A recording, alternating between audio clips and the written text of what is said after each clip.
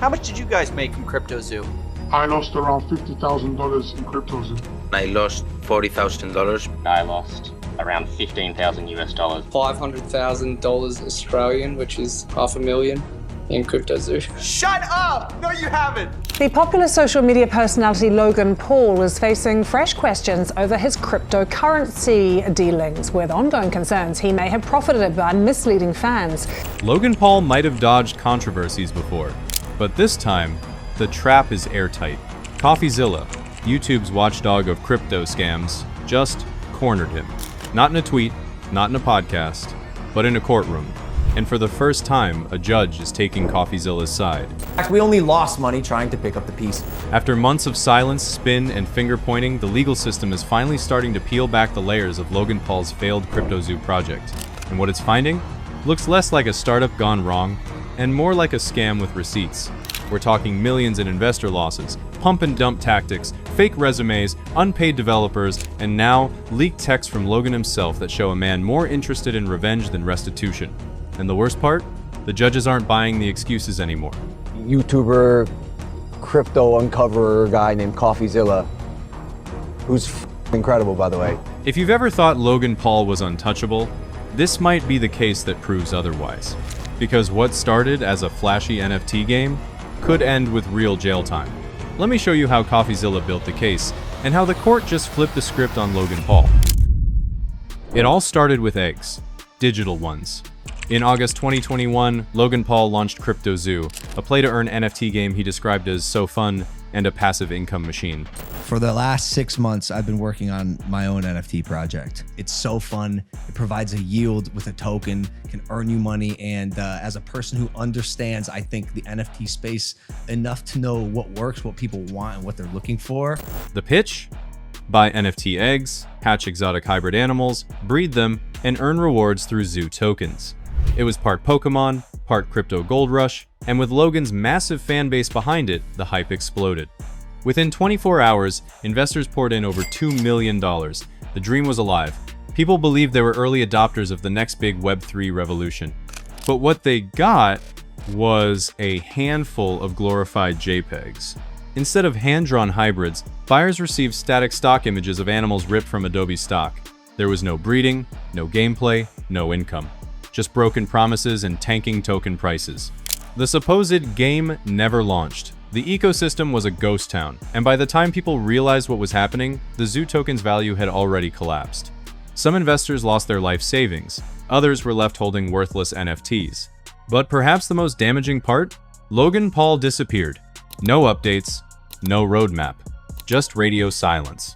It looked like just another failed project, until someone started asking the right questions. Enter Coffeezilla, YouTube's financial detective.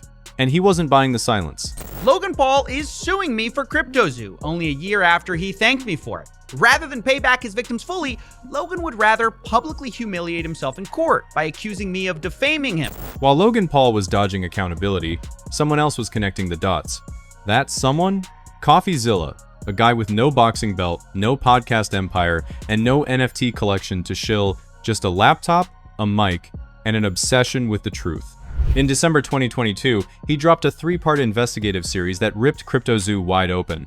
No fluff, no speculation, just cold, hard receipts. He spoke to investors who lost tens of thousands, developers who never got paid, and even insiders who admitted the project was doomed from the start.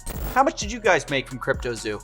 I lost around $50,000 in CryptoZoo. I lost $40,000. I lost around 15,000 US dollars. I lost $25,000. $120,000. $500,000 Australian, which is $500,000 in CryptoZoo. Shut up! No, you haven't!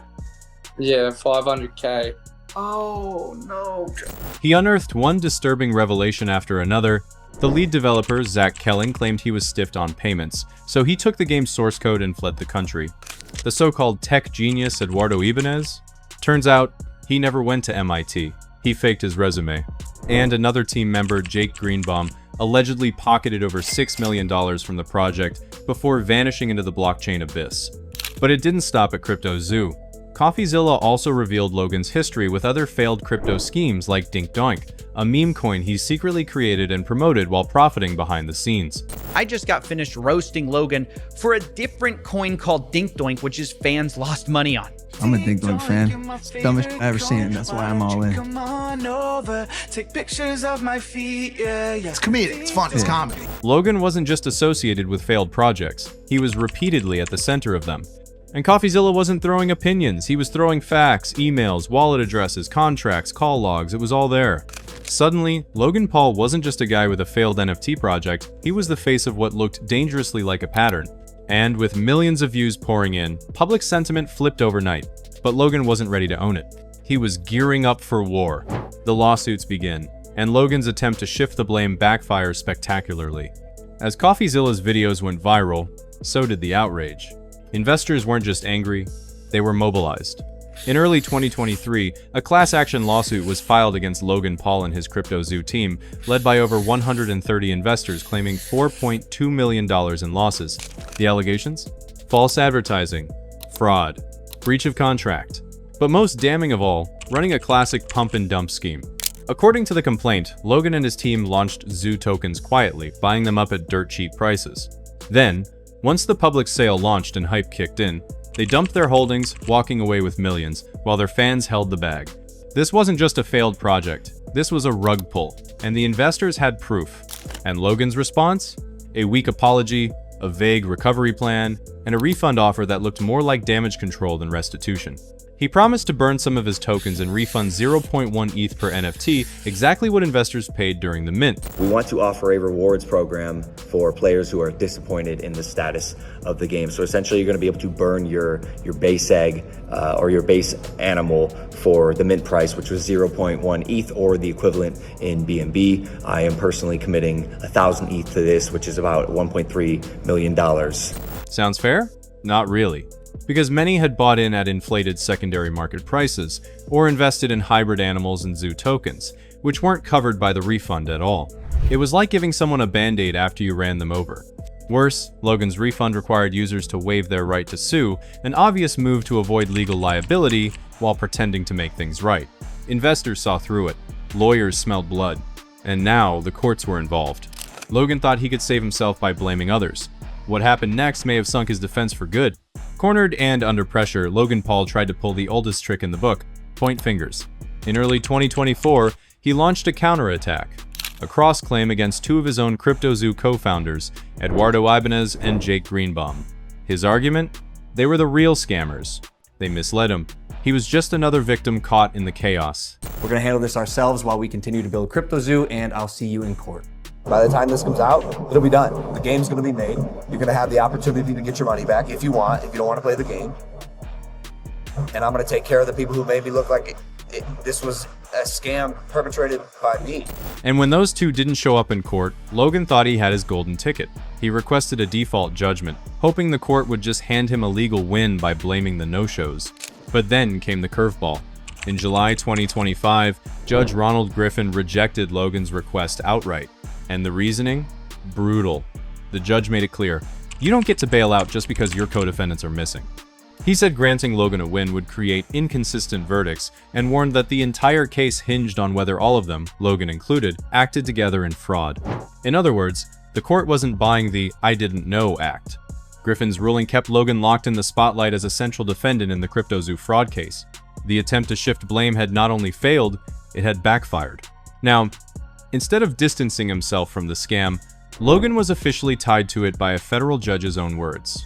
And behind the scenes, Coffeezilla had already handed over his findings to the FBI and SEC.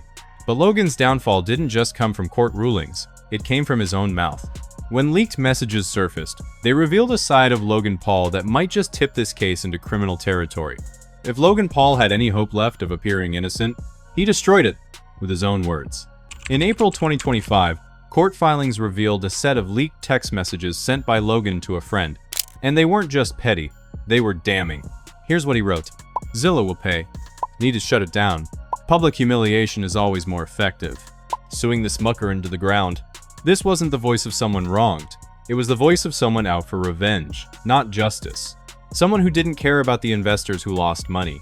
someone who cared about crushing his critic. Instead of defending the project or taking responsibility, Logan's messages showed malicious intent. He wasn't trying to fix the damage, he wanted Coffeezilla silenced. And when you're already being accused of fraud, that kind of messaging doesn't just look bad, it looks calculated. Judges and juries look for intent. And Logan may have just handed it to them on a silver platter. Think about it. Investors were still waiting for real refunds. The game never existed. Millions were lost. And now the guy at the center of it all is caught plotting public humiliation campaigns against the whistleblower? That's not just a PR problem. That's evidence of consciousness, of guilt. And it gets worse. Because the courts weren't done with him yet. The judge issued a ruling on Coffeezilla's role, and what he says might leave Logan Paul with no way out. These internet journalists, internet investigative reporters have way too much responsibility on their hands that is being mismanaged and wielded in a really inappropriate way. Up until now, Coffeezilla was seen by many as just a YouTuber, a nuisance, a commentator. But the court? It saw something very different. In March 2025, Logan Paul filed a defamation lawsuit against Coffeezilla, claiming that calling CryptoZoo a scam had damaged his reputation. Logan's legal team argued that Coffeezilla was just spreading opinions, not facts. But here's the twist. The judge didn't buy it. Magistrate Judge Henry J. Bemperad ruled that Coffeezilla's videos could be interpreted as factual claims, not just internet commentary. Why? Because Coffeezilla presents himself as an investigator, not a casual creator. That means viewers, and the court, might reasonably believe he's presenting evidence, not just hot takes. The defamation suit wasn't dismissed. Instead, the judge essentially validated that Coffeezilla's accusations were serious enough to be treated as fact in a courtroom. And here's where it gets even more dangerous for Logan. If Logan takes the stand and contradicts any of Coffeezilla's documented claims, he's not just lying to fans, he's committing perjury. In federal court, and if Coffeezilla proves that what he said was true, then Logan's lawsuit collapses. Worse, all the evidence Coffeezilla dug up, including those investor interviews, blockchain transactions, and shady developer dealings, can now be officially entered into the court record. This isn't just about reputational damage anymore. This is about legal exposure. Logan's running out of moves, and the pattern of deception goes deeper, and regulators are starting to take notes. CryptoZoo might have been the final straw, but it wasn't the first rodeo. Before eggs and hybrid animals, there was Dinkdoink, a meme coin so absurd it sounded like a joke, and that's because it kinda was. Marketed as a silly token, created by the community, Dinkdoink was heavily promoted by Logan Paul back in 2021. But Coffeezilla discovered something that shattered that illusion. Logan didn't just promote Dinkdoink, he helped create it. Even worse, blockchain data showed that a wallet linked to Logan dumped large amounts of the coin, allegedly profiting over $100,000. No disclosure, no transparency. Just influence, hype, and exit. This fits a disturbing pattern. Hype the project. Cash in behind the scenes. Watch the value collapse. Walk away like nothing happened. Sound familiar? Regulators love patterns like this. It helps prove one crucial thing: intent. That Logan Paul didn't just fail at CryptoZoo. He may have knowingly repeated a playbook designed to enrich himself while leaving others holding worthless tokens. And remember, Dinkdoink wasn't the only one. Logan's name has floated around Elongate, YummyCoin, and other questionable ventures that follow the same boom and bust cycle. When taken alone, these look like bad investments. But when lined up side by side, they look like a serial scam artist with a YouTube channel. And now, with Coffeezilla's investigation turning up receipts across multiple projects, the narrative is shifting from influencer gone wrong to influencer turned predator. Now the stage is set. The evidence is mounting. Could Logan Paul actually go to jail? I thought it was a safe place having a guy like that identified, like Logan Paul being the head of the project. This was supposed to be just another crypto flop, another influencer cash grab that blows over. But now, Logan Paul's name is being whispered in rooms with 3 letters on the door: FBI and SEC. Because this isn't just a YouTube drama anymore. It's a legal thriller with real-world consequences. Let's break it down. KD fraud allegations. The class action lawsuit lays out a textbook case of securities fraud.